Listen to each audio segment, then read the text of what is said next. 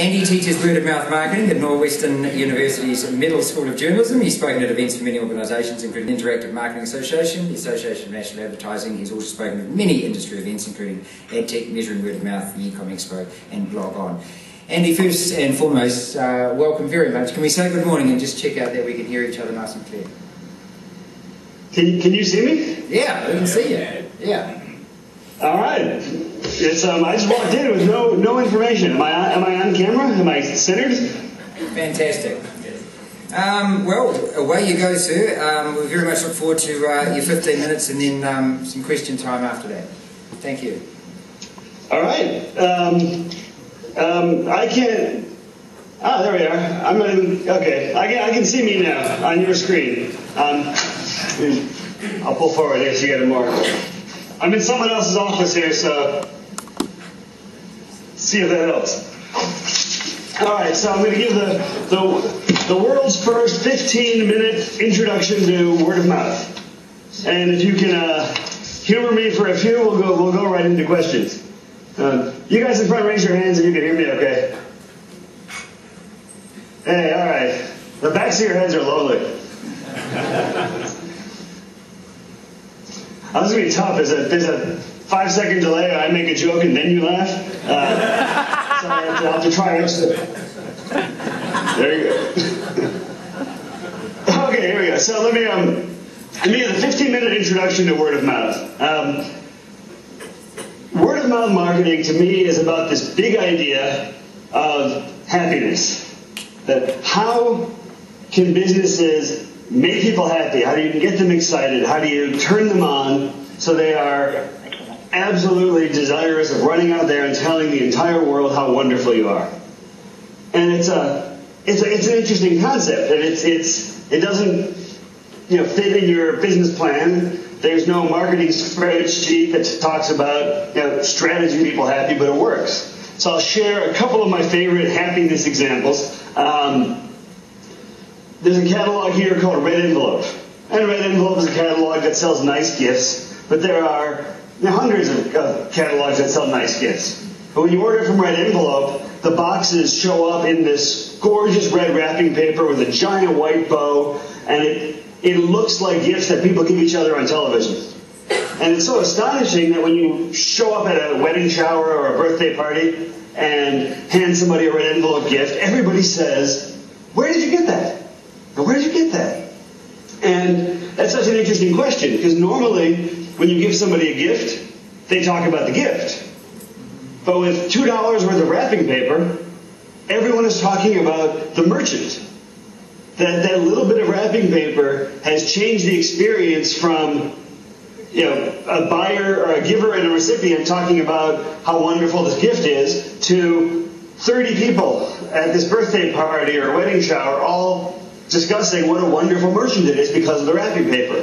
That they made people happy, they gave them a reason to talk. And one of my other favorite examples, there's a hotel chain here in the U.S. called Drury Inn.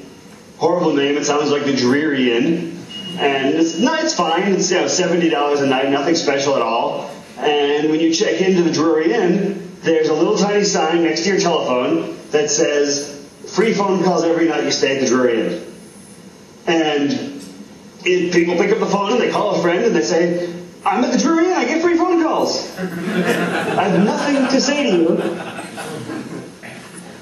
but I get free phone calls." And you think about that getting a free phone call, just like prison, is a reason for people to tell all their friends how wonderful this hotel chain is. And so, but these examples are things that are trivial expense, easy to do, but they're about this idea of giving people a reason to talk about you. So there are two definitions of word-of-mouth marketing. I'm sorry, there's a two-part definition of word-of-mouth marketing. Here's the only thing worth writing down. So, word-of-mouth marketing is A, giving people a reason to talk about your stuff. Giving people a reason to talk about your stuff. And second is making it easier for that conversation to take place.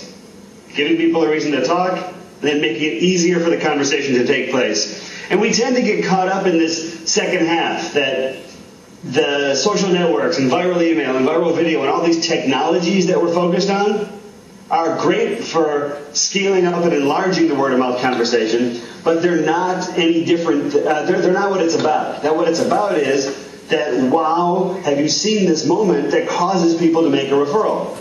And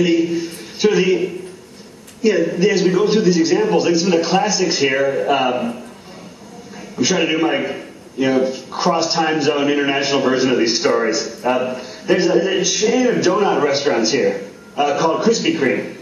And the thing about Krispy Kreme restaurants is that they make their donuts in the store, so the hot donuts are coming off the conveyor belt as you walk into the store.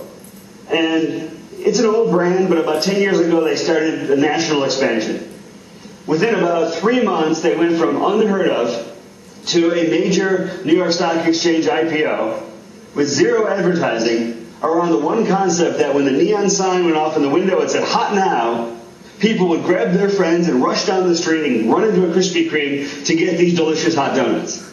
That it gave people a reason to talk was all it took to build this national empire. Now, in the last few years, Krispy Kreme has fallen apart, and the chain is on hard times because you can get Krispy Kreme donuts cold at the grocery store or stale at the gas station. And what they've discovered is that nobody tells their friends about food you can buy at the gas station. And so when you forget about that reason to talk, when you don't protect it and promote it and preserve it, people stop talking about you. So that's part one of the definition now, and we'll come back to it in a few minutes, is this reason to talk. The second part is this idea of making it easier for the conversation to take place. And this is the mechanics of word of mouth. So you can take the most wonderful copy in the world. You write the world's greatest brochure, and you put it on a piece of paper. And that piece of paper is going to get handed to one other person, your coworker, your spouse, or maybe go right in the trash. So it's got very little word-of-mouth potential. But you take that same amazing copy, you don't change a word because it's incredibly well written, and you put it on a website. More people are going to forward the web address to a friend, and they're going to pass along that URL, so it's a little bit more mobile. But they're called websites for a reason. They're places. So we put our marketing copy on our website, then we need to do marketing to get people to our site to read our marketing copy. But if you take that exact same wonderful copy and you pop it on a blog, it's still a website, but it's a website meant for sharing. So more people are going to forward it, more people are going to pass it along. It's going to get increased travel with the exact same marketing message. But then you take that exact same copy, as wonderful as it is, and you put it in an email. And yes, nothing's changed about the message, but an email is something that with one click we can forward to 50 people, or 500 people, or 3 friends, and one of them forwards it to 50 or 500 people. So the secret of word of mouth is once you've figured out that thing that people are going to talk about, then you need to figure out, once I know who this person is, how am I going to help them share, and how am I going to accelerate the sharing? That's the core essential concept. Now, big idea number 2. So that was your intro idea. I think big idea number 2 is the idea of why do people share? We're not going to share a video just because we created a great viral video. And we get caught up in the simplicity of, if we create the greatest video in the world, everybody will talk about it. People share because of you. You're a great company. They share because of me. It makes me feel good when I'm an expert. Or because of us, that I want to be part of the community. So it's you, me, and us are the motivations for sharing.